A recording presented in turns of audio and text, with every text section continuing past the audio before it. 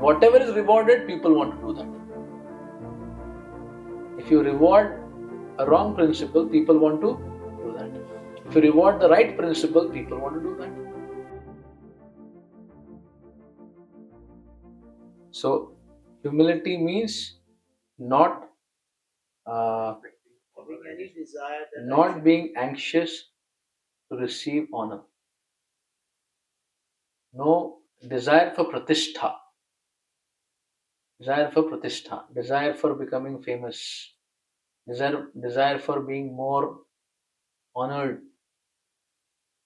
You can be honored and you could have pratishtha, but you are not craving for it. You're a nice devotee, sincerely doing your work. You will become famous. You will become more known. But the craving for being honored, the craving for recognition, the craving for being adored by others, the craving for, that kind of recognition. Prabhupada is giving an example. Sometimes people enter certain religious groups because they are famous and I also become part of it, and then I will also become a religious mentor and become more recognized. So the inspiration is that anxiousness to become honored and famous. Now all of us can very genuinely see that craving is there to be special, to now we may add the Krishna conscious aspect. I want to do it for Krishna. But we can be introspective and see that how much humility have we cultivated. And by seeing that humility is not there, we should become humble. Make sense? By knowing the definition of humility, we can actually become humble. Right? If you want to know that are we really humble, we look into our consciousness.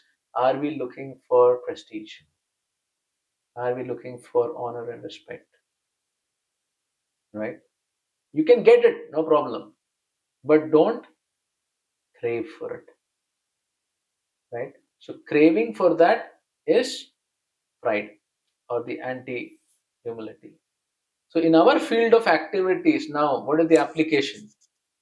Whatever services you're doing, your work you're doing, dealings you're doing, the motivation of your work should be to serve the people, be an instrument of Krishna. The motivation should not come, I want to become more famous, I want to become more honored, I want to become more special. This motivation is avidya. This will take us down. Motivation should always be, I have to do my duty. I have to do it duty on behalf of Krishna. Whether I'm honored or not, I will continue to do my duty. Right? So then those cravings, when they come, we should consciously avoid them to be the motivating factors for our decision making. Are you able to understand? Do not make these factors as the impetus to decide how you will function with the field of activities. Isn't it?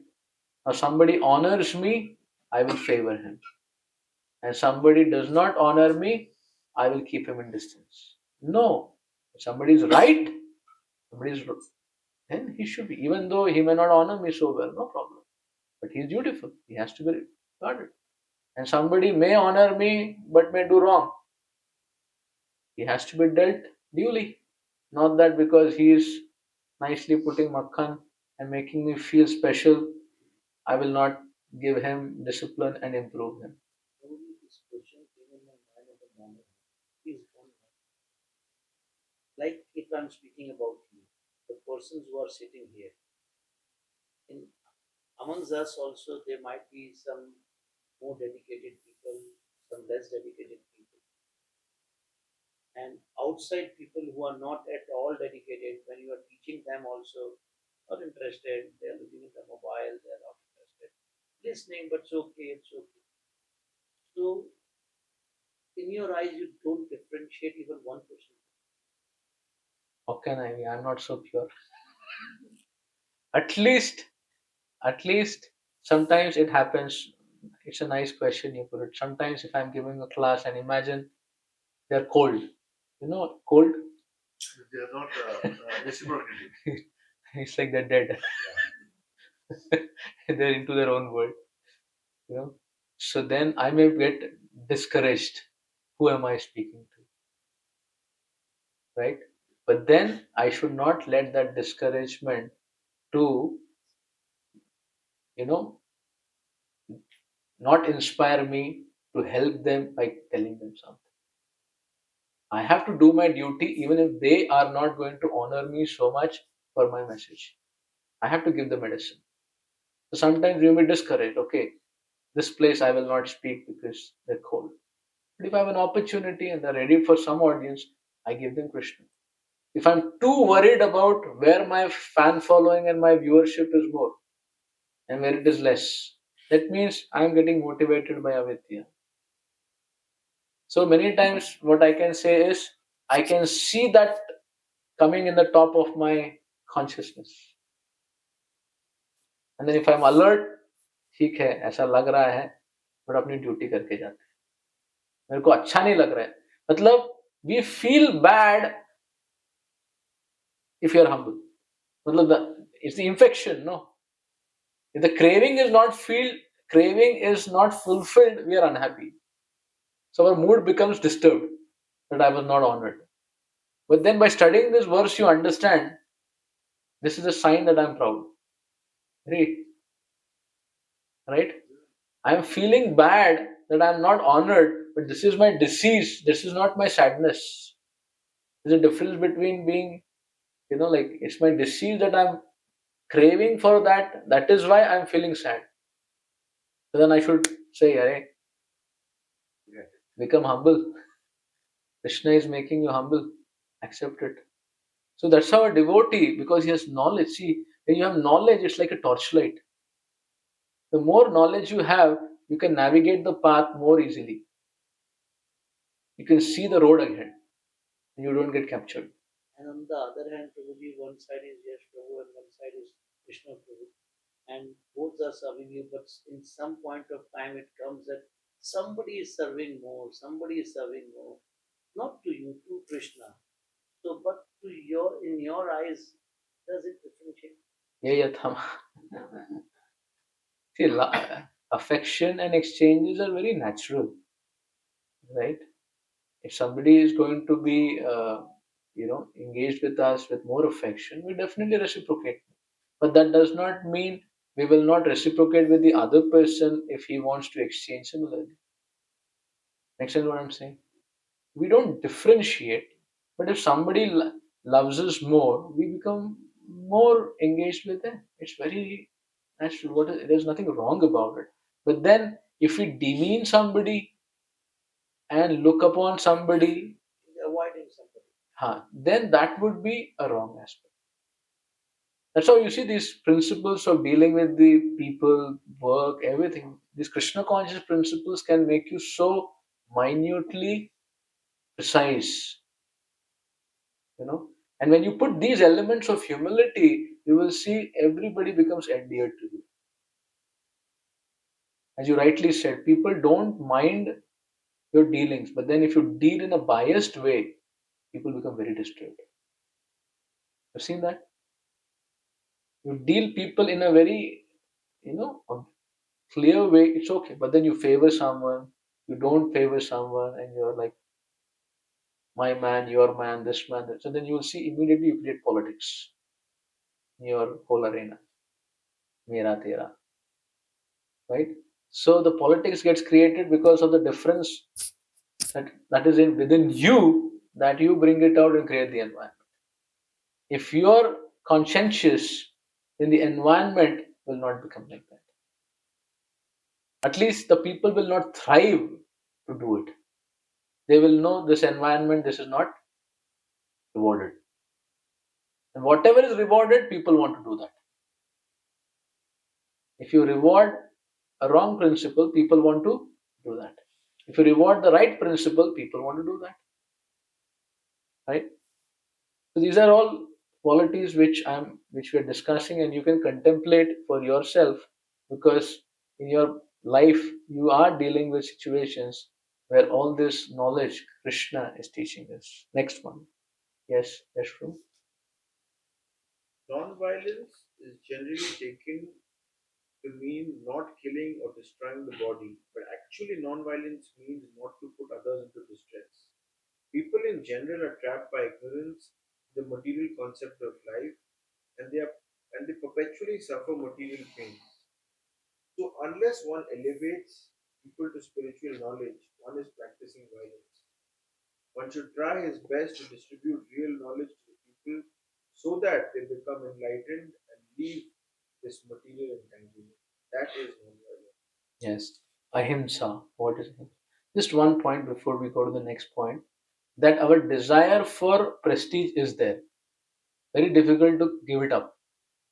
It is said Pratishtha is the last quality that really one needs to give up, because it is so deep. So, sorry, So he says the desire for Pratishtha, we can engage in creating Pratishtha for Krishna, for Prabhupada, for the Acharyas. We desire to make them famous. Because the desire to be famous is there.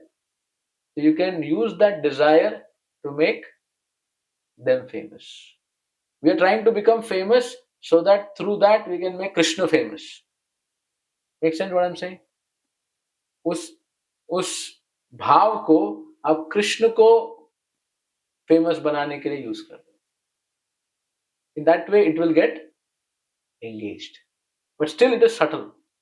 How much for Krishna, how much for myself?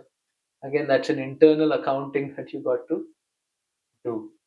Yes, you were saying something. so I was saying that there was it was mentioned that Srila Prabhupada had written to the father of our nation, who was the beacon of non-violence.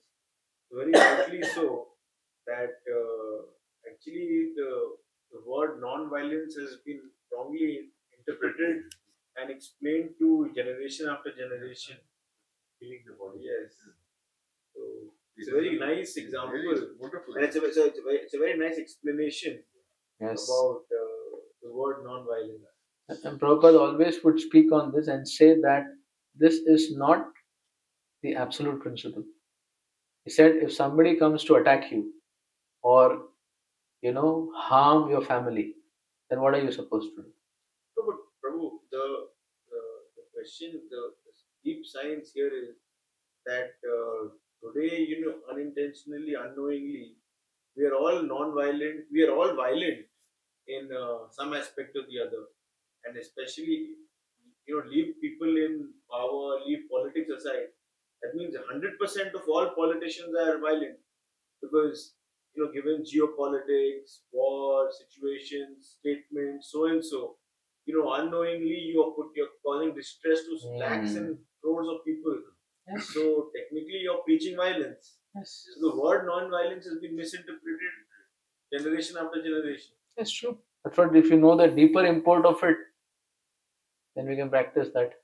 Take this point as the other side. This have to go back to politicians. Now you come to the general public. Yeah, in our case, like if we are not, so unless one elevates people to spiritual knowledge, one is practicing violence. One should try his best to distribute real knowledge to the people. Yes. So that they may become enlightened and leave this material entanglement that is non-violence. So for us, like general people, also we will be called non-violent. We will be called violent. Non-violent until unless we distribute knowledge to people. Yes. So Prabhupada emphasizes this point that both the points Prabhupada says, if you are not preaching Krishna consciousness and helping people, you're actually violent. Because people are in a suffering condition, and if you don't give them that awakening, then they are going to get more entangled. मतलब आप किसी का दर्द देख रहे हो कि वो परेशान है और आप कुछ करते नहीं, that is being violent. So now this is Prabhupada is helping his perspective that the actual suffering of people is that they are going away from Krishna and they are making their lives more morose. If I make them chant Hare Krishna, if I give them some prasadam, if I give them some wisdom of Gita, this then I am being non-violent. That means if I meet a person and I don't help him to take a step further to Krishna, I'm actually being violent. It means any person you interact with, you have to, depending on the person, help him take one step closer to Krishna. If he can appreciate Gita more, he can appreciate devotees, he can appreciate a temple. Anyone you meet, they'll tell, okay, I went to this temple of yours, this and this. So then you help them become. So Prabhupada is saying two things. What Yash Prabhu mentioned in the beginning, Prabhupada is saying that do not put others into distress. And he says, Atmavan manyate jagat. How you would not like to, like if you were put in that situation, how would you like to be dealt? The same way we should deal with others. Matlab, say somebody is in the receiving end of us, but imagine we were put into that situation and pinned down to be wrong. Then how would I expect my superior to deal with me sensitively? The same way I should deal with people.